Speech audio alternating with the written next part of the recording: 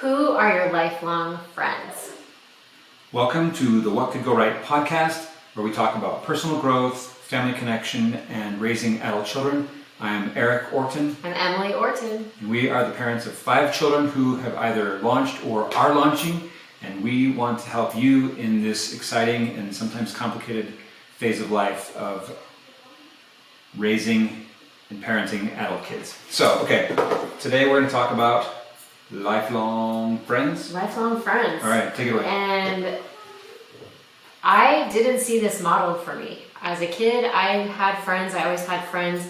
But I noticed that my parents didn't seem to have friends. They were super nice, always willing to help anyone, serve anyone, take food somewhere.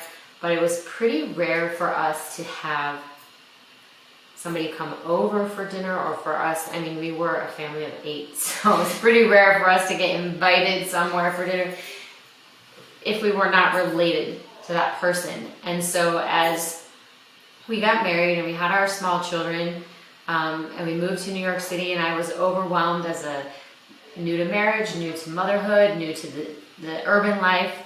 I felt a little bit lonely, and I realized as I started wanting to reach out and make connections and I could have conversations that I hadn't ever seen really modeled for me what adult friendships looked like. If my parents were running friendships, then it was out of my sight. Maybe they had phone calls, or maybe they got together after work, or when I was at school. Texting or emailing? Well, they definitely weren't texting, but I just didn't see it, and I felt like this gap in my skill set, and I wasn't sure what to do. And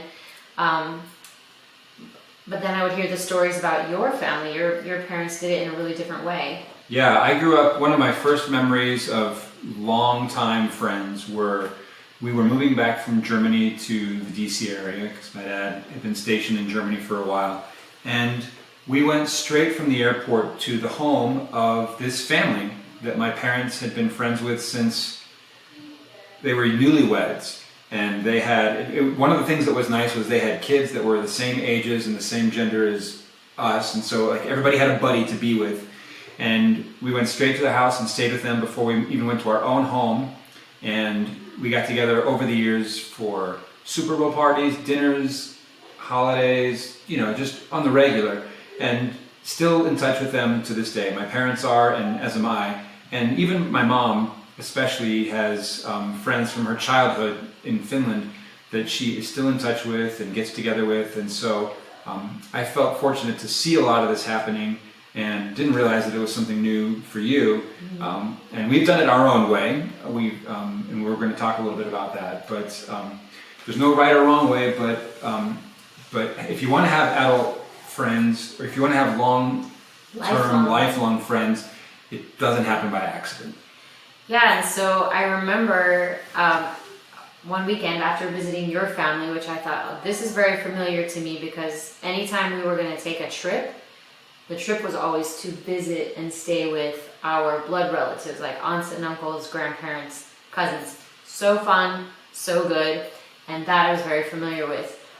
But they were talking about getting together with their friends, like your mom still goes walking with one of her best friends every morning, or like regularly. Yeah.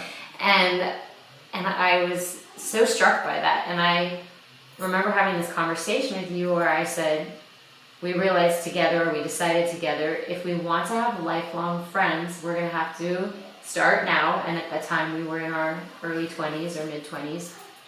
Start now, and then keep making time or putting resource into friendship, whatever that resource may be. Maybe we couldn't always afford to travel, but we could stay in touch in other ways. And then when it was time to travel, we would make sure that we were going to see friends. Also, we just who do we want? Or inviting them to travel with us. Inviting them to come to our house. I mean, it wasn't just big distance things. It would be like getting together. And so with that deliberately in mind, that we wanted to have lifelong friendships, as we would, make those connections with people, and we would continue putting energy into it over time, even after we weren't in the same place anymore. some beautiful things really started happening that like I hadn't seen growing up. But in New York City, we lived so close to our friends. Everyone was walking distance, and everyone was willing to walk a little further than in maybe some other places. Like, yeah, I'll walk 25 minutes to your house, pushing a stroller, and 3 kids walking behind me. But it was like all these doors opened up to us, and we lived kind of in each other's homes, and we met at the park regularly, and we took turns making dinner for each other's families and built this beautiful community. And it's been such a benefit to me, and it's also been a benefit to our kids. And I think this all came home to us, I guess pun intended. Yeah. Was it last week? When we had a big get together here at our new home in Salt Lake, where we had 3, 4, multiple families from our time in New York. Yeah, there were like 30 people here. But coming from England, coming from New Zealand, coming from Arizona, coming from also from nearby. And so, but those of us, we felt close enough and comfortable enough to want to make the effort to gather. And Emily wrote an email about this, and we have some great pictures where our place is just jammed with people, like little kids clustered over here playing the board game, and people out in the backyard with some chairs just sitting in a circle talking. Somebody's making sandwiches in the kitchen, somebody's upstairs taking a nap. Just kind of this pile-in where everybody feels comfortable. The kids are all they're growing up together. We're seeing the kids grow up, and so in some ways we're kind of these honorary aunt and uncle and their honorary nephews, nieces, and cousins to each other. And I feel it. I feel the power and the strength that comes from those relationships. And I'm really grateful that 20 plus years ago, we were conscious of that need. And I guess I'll say this: if you're in a situation where you have lifelong friends and you continue to cultivate them, if you have not had lifelong friends yet, it's never too late to start. It's like planting a tree. The best time to plant a tree was 10 years ago. The next best time is today. So you can always start friendships, and especially if you're further along in life and you already have adult kids, chances are there are plenty of people that you've crossed paths with that you can reconnect with, that you can resume conversations, and kind of like you have a history that you can draw on to be a foundation for a revived friendship. And there's a few reasons that I would submit that this is really worth the effort and the time that it might take. One is that it's amazing for you, and all the studies that I'm seeing coming out on like vitality and longevity, health span, not just lifespan, are relating more and more to the relationships that we have cultivated and maintained. That's what gives us the better mental health and joy in life and desires to keep being excited about the future. So there's that. And then I come across some depressing studies recently, and you can know for yourself or by your own anecdotal experience, but most people are lonely. That's the bottom line, and it doesn't have to be that way. There are so many people that we do not have to be lonely.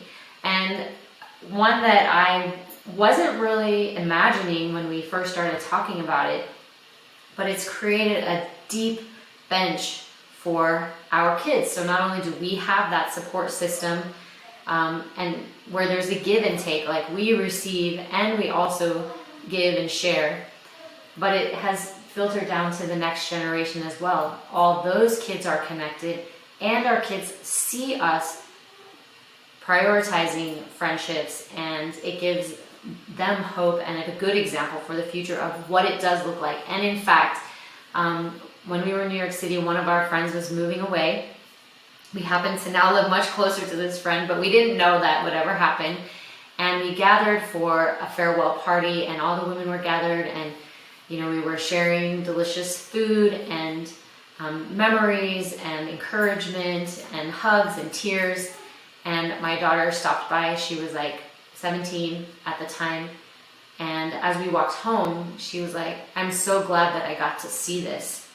I'm so glad that you're doing this, and I'm really happy to have this example, to see what a group of supportive women getting together can look like. So what this is, one of the things we call double return parenting. Yeah, and the reason we'll talk about double return parenting often, and this is just one example of it, but double return parenting implies two benefits. The first benefit is that you get as a parent. If you have lifelong friends, that's a benefit for all the reasons that Emily has described.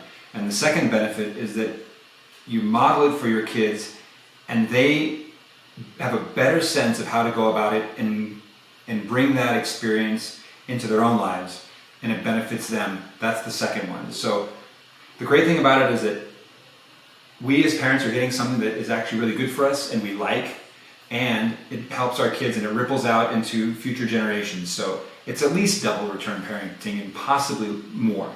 So I love that. I think that is a perfect example of what could go right. What could go right? Hey, thanks for listening to this episode. I want to make sure that you know that we do not advertise on this, and so the only way that people find out about this podcast is through word of mouth. So please give us some stars on a rating, review it, share it with somebody that you think this might help out. We would really appreciate that. And also, if you haven't already, please do sign up for a free mini session with me and Emily. Just go to theawesomefactory.nyc/strategy session. And you can snag 30 minutes where we can sit with you, and we want to hear your goals, hopes, dreams, the things that you want for you, your marriage, your family. And we want to help you discover what's possible in your life. So thanks so much for joining us.